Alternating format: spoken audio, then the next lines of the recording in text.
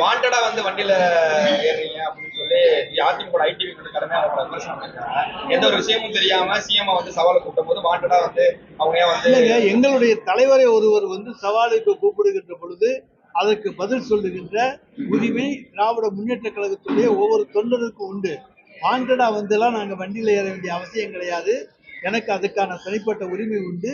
நான் திமுகவினுடைய தொண்டன். எங்களுடைய தலைவரை விமர்சித்தால் பதிலடி கொடுக்கின்ற உரிமை எனக்கு உண்டு. 95% எதுவுமே செய்யல, 5% செஞ்சுட்டு வந்து அவங்களுடைய சாதனைன்னு சொல்லி விளம்பரப்படுத்துறீங்க அப்படின்னு சொல்லி விமர்சனம் பண்றாங்க. அதான் 5% செய்தவர் எடப்பாடி பழனிசாமி, 95% செய்தவங்க நாங்க தான். அது நாட்டு மக்களுக்கு தெரியும்.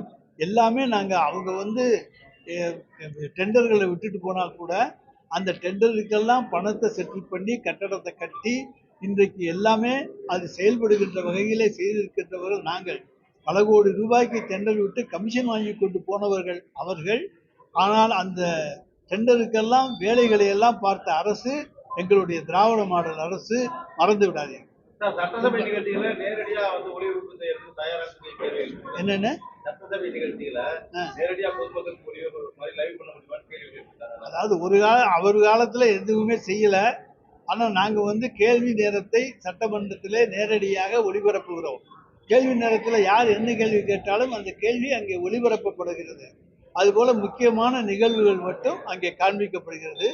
முழு நேரமும் அது காண்பிக்கப்படுகிறது. பாஜக சார்பில் அதாவது திமுக எலெக்ஷன் சந்திப்பதற்கு தயாராகிட்டாங்க. பணத்தை கொண்டு செட்டில் பண்ணிட்டாங்க. பணத்தை கொண்டு ஒவ்வொரு தொகுதியிலும் செட்டில் பண்ணிட்டாங்க. ஒவ்வொரு தொகுதியிலும் 18 கோடி ரூபாய் இருக்கு. அதாவது அவருக்கு தான் தெரியும். ரயில்ல பணம் எடுப்பினாலும் தப்பிச்சுக்கிற வழியெல்லாம் அவருக்கு தான் தெரியும். எங்களுக்கு அந்த வழியெல்லாம் தெரியாது. அந்த அளவுக்கு டெல்லியில் எங்களுக்கு சப்போர்ட்டும் கிடையாது. அதனால நாங்கள் பணத்தை கொண்டு போய் வச்சு மாட்டிக்கவும் மாட்டோம், பணம் கொடுக்கவும் மாட்டோம். பணம் கொடுக்காமல் நாங்கள் தேர்தலில் ஜெயிக்க வேண்டும், அதுதான் எங்களுடைய எய்ம். அவங்க வந்து பணத்தை கொடுத்து தோக்க வேண்டும், அதுதான் எங்களுடைய எண்ணம். கரூர் சம்பவத்துல சிபிஐ அதிகாரிகள் வந்து இங்க வந்து என்கொயரி பண்ணிருக்காங்க. இப்போ திடீர்னு வந்து சென்னைக்கு டெல்லிக்கு வந்து எல்லாரையும் வர சொல்லியிருக்காங்க. நீங்க வந்து எல்லாமே போயிருக்காங்க, எஸ்பில இருந்து ஆரம்பிச்சு அத்தனை பேர் போயிருக்காங்க. அதை எப்படி சார் பண்ணணும் சார்? சிபிஐ அதிகாரிகள் எவ்வளவோ விசாரணைகள் பண்ணுவார்கள், அங்கே இங்கே இழுத்தடிப்பாங்க. அதுதான் அவங்களுக்கு கொடுக்கப்பட்டிருக்கிற அசைன்மெண்ட். அதைத்தான் அவங்க இன்னைக்கு செஞ்சுக்கிட்டு இருக்காங்க. அவரை பிடிச்சிப்பாரு, கொண்டு வந்து 4 மணி நேரம் உட்காந்து வச்சு அவனை டார்ச்சர் பண்ணு. அவன் அதில் வந்து அவனை டார்ச்சர் பண்ணுகின்ற வேலைகளை இன்றைக்கு ஒன்றிய அரசு செய்வதற்கு அவர்களுக்கு துணை பலமாக இருப்பது சிபிஐ தான். இல்ல, தமிழக வெற்றி கழகம் வந்து கூட்டணிக்கு வரணும்னு அழைப்பு விட்டுருந்தாங்க. இந்நிலையில தான் அந்த கரூர் சம்பவத்துல அவங்க கட்சி நிர்வாகிகளை வந்து சிபிஐ அழைச்சிருக்கதை எப்படி பாக்குறோம்? எங்களுக்கு யார் யாரோட கூட்டணிக்கு அழைக்கிறாங்க, யார் யாரோட கூட்டணிக்கு அழைக்கல, அதை பற்றியெல்லாம் எங்களுக்கு கவலை இல்லை. எங்கள் கூட்டணி ஸ்ட்ராங்கான கூட்டணி, வலுவான. அன்புமணி ராமதாஸ் வந்து மெகா கூட்டணி அமைச்சு திமுக ஆட்சியை வந்து நாங்கள் வீழ்த்துவோம். அன்புமணி ராமதாஸை நம்பி யாராச்சும் அவங்க கட்சியில போகட்டும், அப்புறம் பேசுவோம். ஓபிஎஸ் கருத்து கேட்பு கூட்டத்தில் யாரோட கூட்டணி போகலாங்கிற கருத்து கேட்பு கூட்டத்தில் திமுகவோட கூட்டணி போகலான்னு சொல்லி அதிகம் பேர் வந்து சொல்லியிருக்கிறதா தகவல்.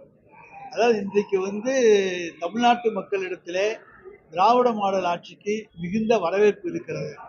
இது எல்லாருக்குமான ஆட்சியாக இருக்கின்ற காரணத்தால், பொதுவான ஆட்சியாக இருக்கின்ற காரணத்தால், யாருடைய வழியிலும் குறுக்கிடாத ஆட்சியாக இது இருக்கின்ற காரணத்தால் எல்லோரும் இந்த ஆட்சியை விரும்புகிறார்கள். எனவே ஓபிஎஸ் கூட்டிய கூட்டத்தில் அவருடைய மாவட்ட செயலாளர் இந்த கருத்துக்களை கூறியிருக்கலாம். தமிழ்நாடு சட்டமன்றம் 20ஆம் தேதி கூடுது. புதுக்கோட்டைக்கு தேவையாக உள்ள காவிரி குண்டார் இணைப்பு திட்டத்திற்கான ஏதாவது நீங்க கோரிக்கை வைப்பீங்களா? சார், இங்க வந்து நிலம் கையகப்படுத்துவது மிகப்பெரிய பிரச்சனையாக இருக்கிறது. நிலம் கையகப்படுத்தப்பட்ட பின்னர் தான் மற்ற பணிகள் தொடர முடியும்.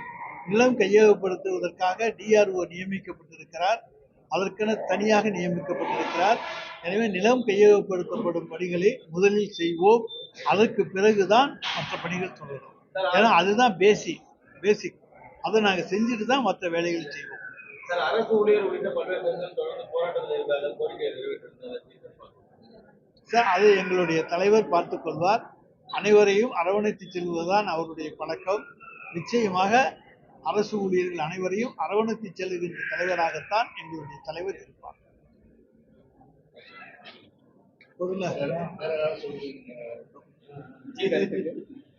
சென்னை பாஷைலாம் நீங்க அதிகம் அறிக்கையில தனியா வந்தாலும் இதா இருக்கீங்க. தனியா வந்தாலும் கூட்டணியோட வந்தாலும் வந்து சஸ்பென்ஸ் சொல்லி ஒருத்தர் பேசியிருக்காரு. சஸ்பென்ஸா இருக்கும். தனியா வருவோமா கூட்டணியோட பாருங்க, வருவாங்க. யார் தனியா வந்தாலும் எங்களுக்கு கவலை இல்லை, கூட்டணியோடு வந்தாலும் கவலை இல்லை. சஸ்பென்ஸை நாங்கள் உடைக்கவில்லை. அந்த சஸ்பென்ஸ் தொடரட்டும், யாராச்சும் போய் சேரட்டும், சேர்ந்தா கூட்டணியா வரட்டும், சேராட்டி தனியா வரட்டும். நாங்கள் அதை பற்றியெல்லாம் கவலைப்படவில்லை. எங்கள் தலைவர் தைரியமானவர், நாங்கள் தைரியமானவர். காங்கிரஸ் கட்சியோட சேர்ந்த வேலுச்சாமி, திருச்சி வேலுச்சாமி வந்து காங்கிரஸ் கட்சியோட நிர்வாகிகள்லாம் வந்து தாவேக்காவோட கூட்டணி போறது தான் நினைக்கிறாங்க அப்படின்னு சொல்லி சொல்லியிருக்காரு. ஆலோசனை கொடுத்து அதாவது நிறைய பேர் சொல்றாங்க. ஏதாவது குட்டையை குழப்பி விட்டு தேர்தல் நேரங்கள்ல குட்டையை குழப்பி விடுவது எங்கேயுமே வழக்கம்தான். சீட்டு அதிகமா கேட்கணும் என்பதற்காக சில டிமாண்டுகள் வைப்பது வழக்கம்தான். ஆனால் எதுவும் நடக்காது. கடந்த தேர்தலை போலவே எல்லாமே இருக்கும். ஆட்சியை திமுக பிடிக்கும். சார், பாமகல கூட்டணி, அதாவது அன்புமணி வந்து பாஜக கூட்டணி போக போகணும்னு ஆசைப்படுறாரு, ராமதாஸ் திமுக கூட்டணி போக போகணும்னு ஆசைப்படுறாரு. இதுல ரெண்டு பேருக்கு பிரிவுல திமுக எதுவும் காய் நகர்த்தி நம்ம வந்து கூட்டணி நாங்க காய் நகர்த்த வேண்டியதே இல்லை. எங்களுக்கு எல்லாமே எது வர வேண்டியமோ அதெல்லாம் வந்து சேரும்.